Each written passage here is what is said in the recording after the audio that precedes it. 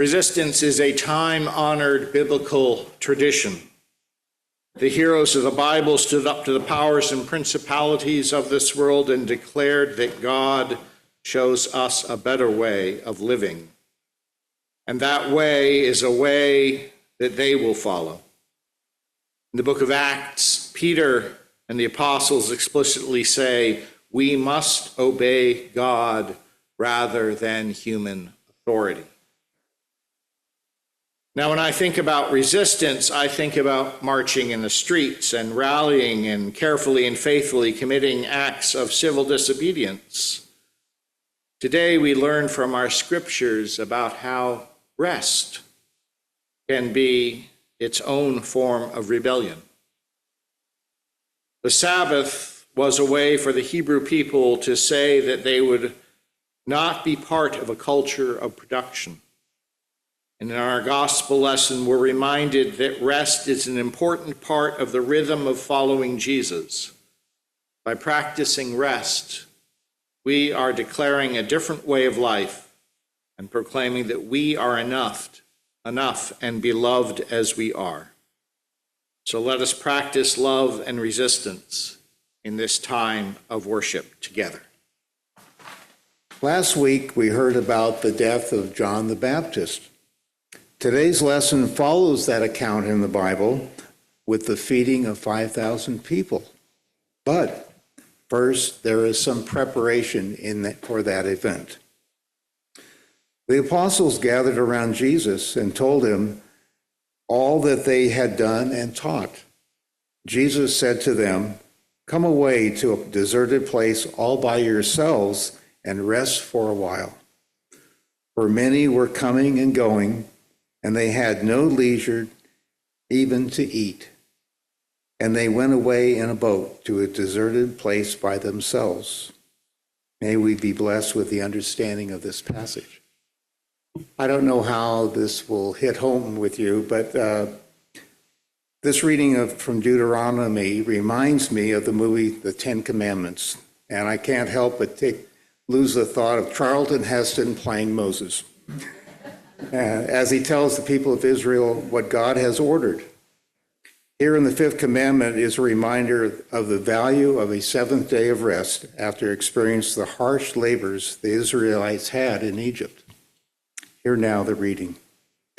Observe the Sabbath day and keep it holy, as the Lord your God commanded you. 6 days you shall labor and do all your work, but the seventh day is the Sabbath to the Lord your God. You shall not do any work, you or your son or daughter, or your male or female slave, or your ox or your donkey, or any of your livestock, or the resident alien in your towns, so that your male and female slave may have rest as well as you. Remember that you were a slave in the land of Egypt, and the Lord your God brought you out from there with a mighty hand and an outstretched arm. Therefore, the Lord your God commanded you to keep the Sabbath day.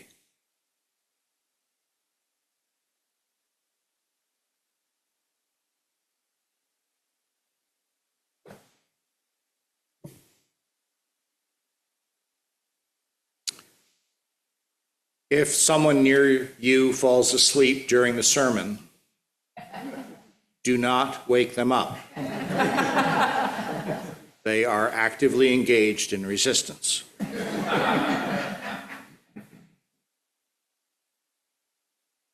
I did not think that a perfect onesie for this sermon could exist, and then the internet offered up this photograph.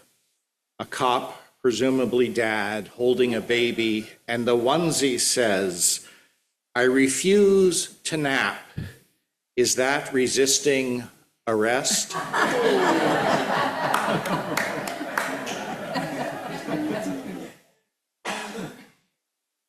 Growing up in my family, we had dinner at 6 o'clock. And by 6:40, maybe as late as 6:50, particularly if it was spaghetti, because we always wanted seconds and thirds, my dad would go up to my parents' bedroom where the TV was, and he'd settle down on the bed, to watch the end of the local newscast and then the NBC Nightly News with John Chancellor. Except, of course, he would fall asleep. He might make it through the weather report and the local news, but by the time they got to the sports report, he was gone. And we started calling it the NBC Nightly Snooze. John Chancellor would come on, he would read the news, and then the closing credits would roll and the theme song, and my dad would wake up. I do not know how he programmed his subconscious to recognize the difference between the opening credit theme and the closing credit theme, but he did, and he would wake up at 7:30. And then he would get up and he would go down to his desk to pay the bills, or he'd go down to his desk and work on some work. He came home, or he'd go off to go to some meeting that or some commitment that he had. Last Sunday, in one of the Facebook clergy groups I belong to, I launched a very unscientific poll asking my colleagues if they typically take a nap on Sunday afternoons, typically wish they could take a nap on Sunday afternoons but can't, or if they don't feel the desire to take a nap on Sunday afternoon. As of last night, the results were 66 said that they were nappers, which is 58%. 28 said that they wish they could be nappers, another 25%, and 19 said that they weren't nappers, a mere 17%. 4 people left ambiguous answers that I did not include in the total. You get a bunch of UCC pastors together and give them 3 choices, and some of them will make a 4th. At 14, I did not understand why my dad needed to watch the NBC Nightly Snooze. I know better now, as do a majority of my colleagues, at least according to my very unscientific poll. One colleague, Holly Jackson, says, getting the rest any of us need is often something most of us feel the need to justify or feel some amount of shame about. In our hyper-capitalist culture, rest seems like a luxury we cannot afford. Rest is for small children or the very elderly or those who are sick, and even then, we wonder if rest can be regulated or phased out as soon as possible. The need to rest is seen as a sign of weakness. When hustle culture or the grind is our goal, rest becomes a liability we cannot afford.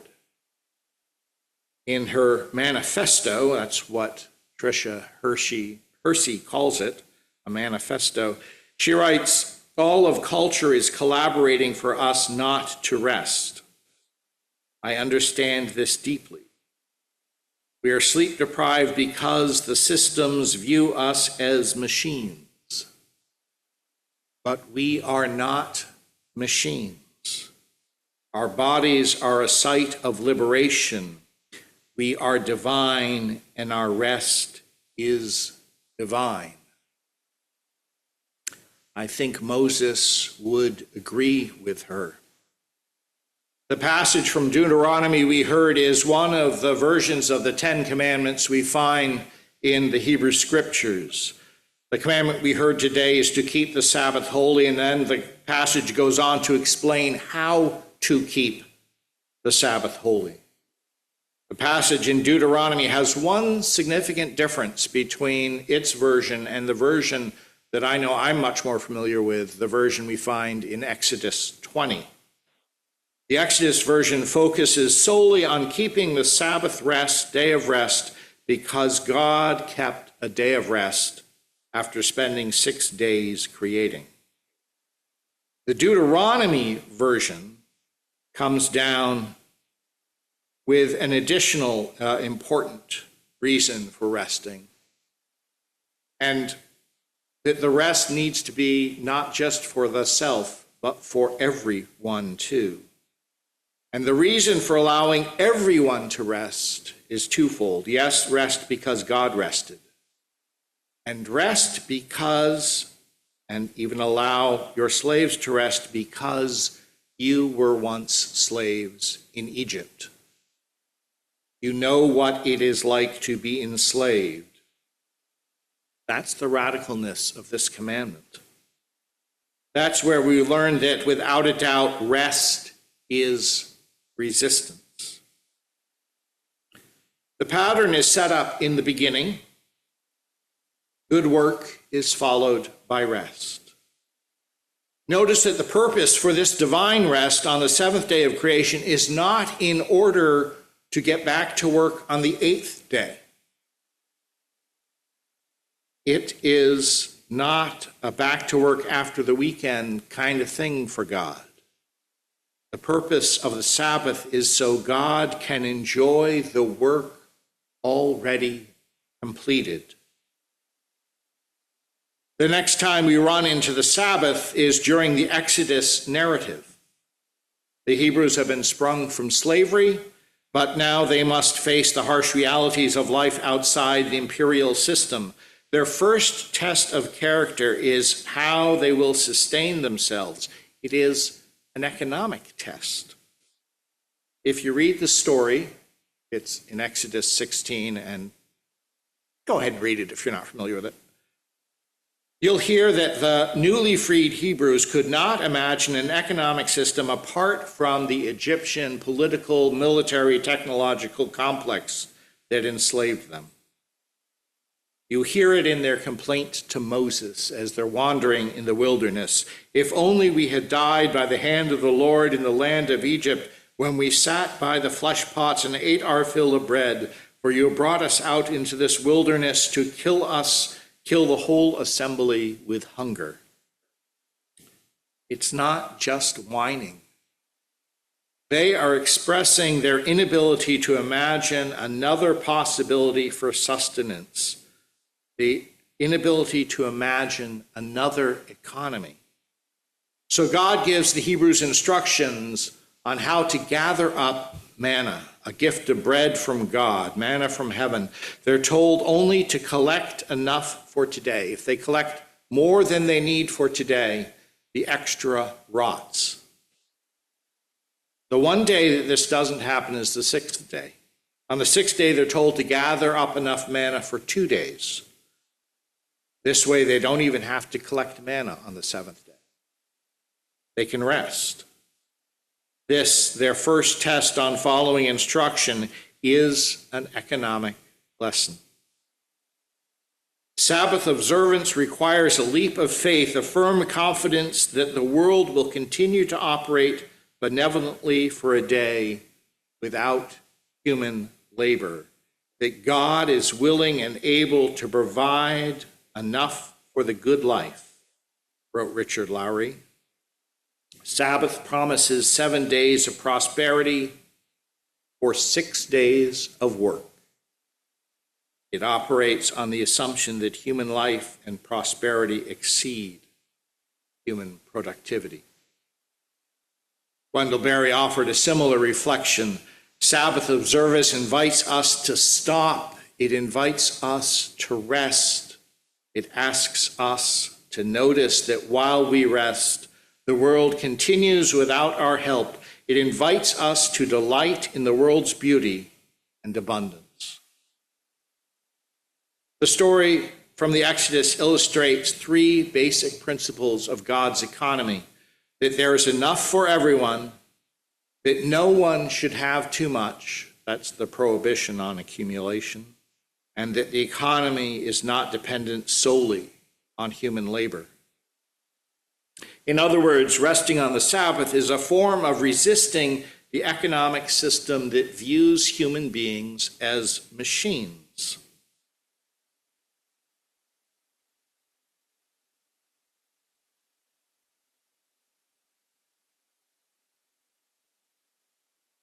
Lose track of where I was.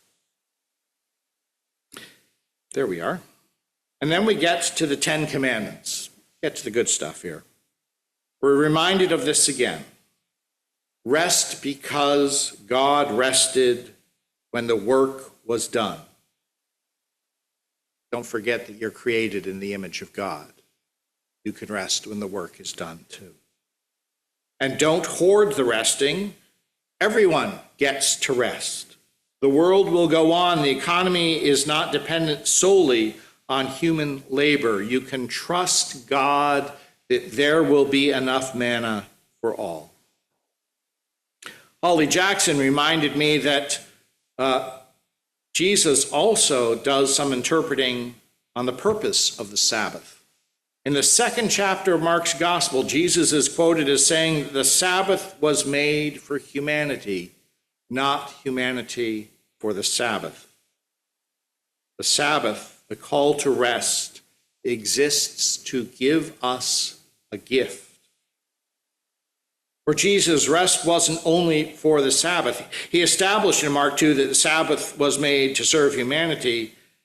And then we see him breaking all the rules that have been established about how to keep the Sabbath. Time and time again, he does this in Mark's Gospel, in all of the Gospels. And early in the chapter 6, today's reading, we see that getting rest isn't limited to the Sabbath. Early in the chapter, Jesus sends the 12 disciples out to bring healing to the people. They come back all excited about what's gone on. They gather around Jesus. They start telling him everything that happened. And Jesus tells them, now it's time to rest. If you look closely at the gospel accounts, we see that Jesus actually did a fair amount of resting. And that's a challenge. You're writing a narrative and Jesus took a nap. Doesn't really move the narrative along very well. But Jesus does take naps. He even napped on a boat in the midst of a storm. And he took his leave of the crowds, and even he took his leave of the disciples. He sought out alone time. Here in today's reading, Jesus put his disciples in a boat and got them across the water to a place where no one could bother them, or at least that was the hope, that no one could bother them. As Holly says, he taught them how to stop, to sit and enjoy each other's company, to pray, to be still. He taught them that people would want to engage with them endlessly and that it was okay to know your limits, to walk away when necessary, to get into a boat and go across the water, to get away if that's what was needed. It's okay to say, I need a break. He taught them that if they were to follow him and work to love God and to love their neighbors as themselves, it was essential to pay attention to the needs of their own bodies and souls and to get the rest they needed. And there's a lesson. The world demands production, the world that says your worthiness is based on what you produce. In a culture that has elevated the Puritan work ethic to a sickness, rest demands the respect of our own humanity. And I've been thinking over the past 16 hours how rest may also be a way to claim and build peace in the world, starting with oneself, which is important at a time when the world has gone mad with war. I mentioned Tricia Hersey earlier. I quoted from her manifesto. Her manifesto actually has a formal name. Rest is resistance. In this book, she writes, rest is a form of resistance because it disrupts and pushes back against capitalism and white supremacy. Both these toxic systems refuse to see the inherent divinity of human beings and have used bodies as tools of production, evil, and destruction for centuries. The grind culture has made us all human machines, willing and ready to donate our lives to the capitalist system that thrives by placing profits over people. The Rest is Resistance movement is a connection and a path back to our true nature. We are stripped down to who we really were before the terror of capitalism and white supremacy. We are enough. We are divine. Rest is more than watching the NBC nightly snooze. Rest is more than engaging in a renewing activity, be it napping or praying or hiking or creating for the joy of creating or dreaming, including daydreaming or playing or sitting or intentionally breathing. Rest is resistance because it is liberating. Amen.